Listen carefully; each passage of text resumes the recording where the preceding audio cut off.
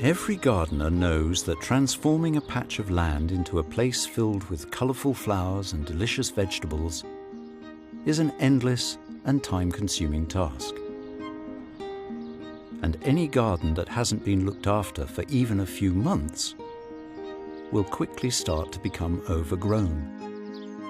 But what happens when nobody has been looking after a garden for decades and nature has completely taken over? Today, the Lost Gardens of Heligan is one of the most famous garden attractions in the UK. Situated on the south coast of Cornwall, the gardens have around 300,000 visitors every year. Over 5 million people from around the world have already visited this beautiful place.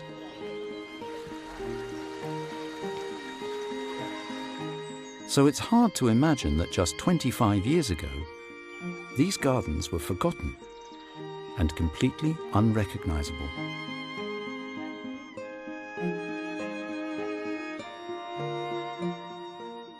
There have been gardens here since the first Heligan Manor was built in the 13th century. There's nothing left of that original building today, but over the next 500 years, the house was rebuilt by generations of the Tremaine family, who owned the estate.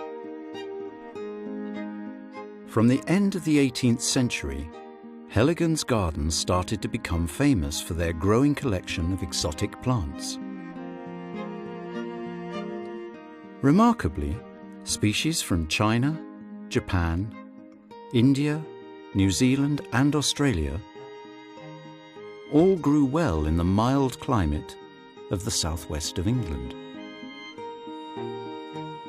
But Heligan relied on many workers from the local community to look after the enormous 1,000-acre estate, with its beautiful gardens and working farm. And when the First World War started, 13 of the men suddenly left to fight. Tragically, only 4 returned.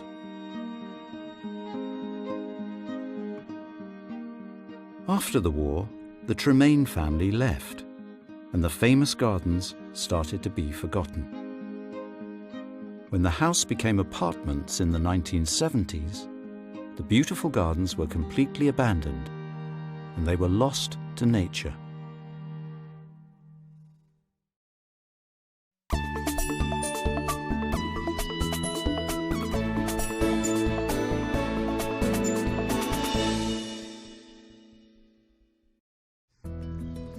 The story of how the gardens were rediscovered and slowly restored is a remarkable one.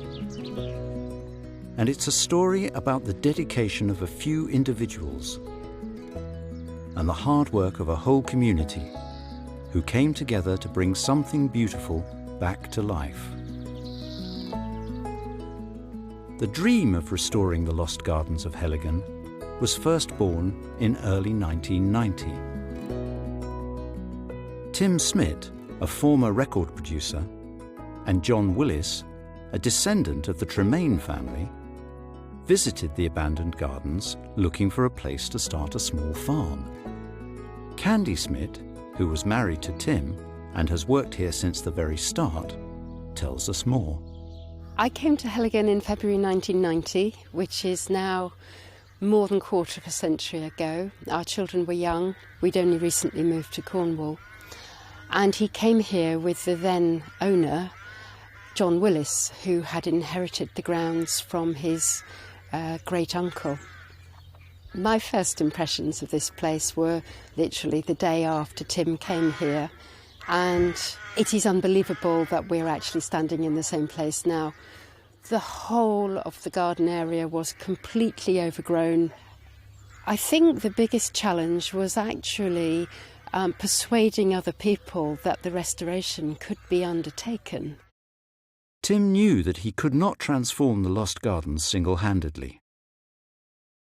Luckily, he knew a local builder, John Nelson, who was ready for a challenge. He was also someone who wasn't afraid of hard work and adventure, and he signed up with Tim as an informal partnership to just making this happen. Initially, the cost of clearing such a huge area of overgrown land was the biggest problem. It was very expensive to employ people to work on the land. So John decided that he would clear an acre of ground and see how long it took him, and then work on multiplying that. So he came in single-handed and started clearance. News quickly spread about what was happening at Heligan, and volunteers from the local community started offering to help. And some local people offered more than just their time and energy.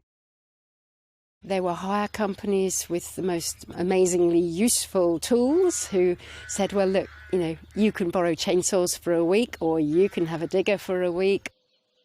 So there were a lot of people who were informally involved very early on, and it became a real passion for them. In April 1992, Heligan opened to the public for the first time. Right now we're celebrating 25 years since we opened to the public. But the fascination with Heligan is that we opened to the public when the restoration was only in its very early days. So visitors, early visitors, came and saw this place, in some places as we found it. So they have shared the adventure.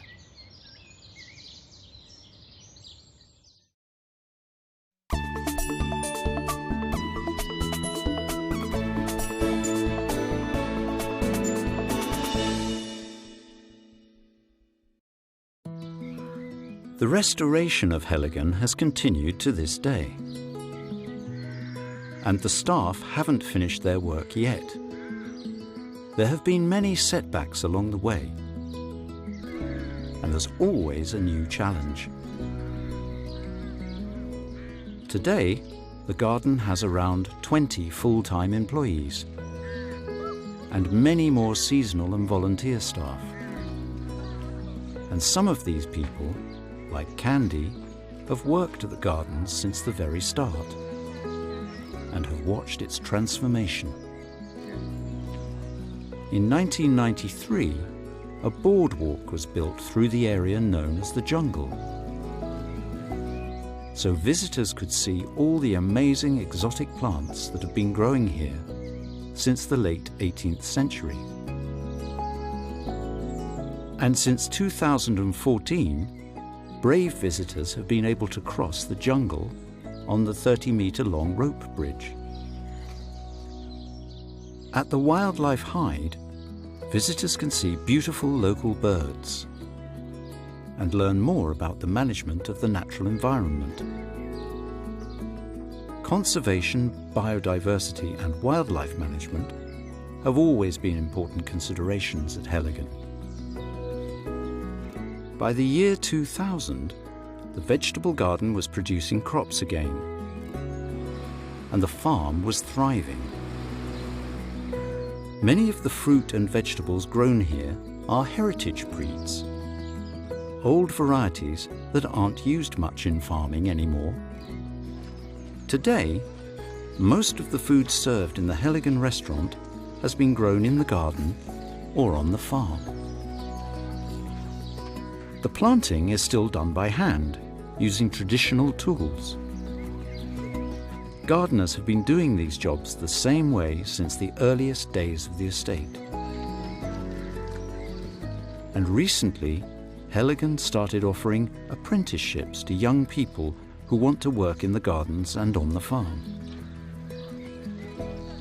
We're still trying to reintroduce the old ways. And for me personally, I think the great attraction is to see a working garden, to see staff in the garden every day going about their business, and our visitors witnessing and being able to talk to people who do physical work and skilled work today. We also have heritage breeds of cattle and pigs and cows and chickens, and getting up close to those animals is a really awesome experience. It's amazing to watch people meet their first cow or their first baby lamb, or watch a lamb being born.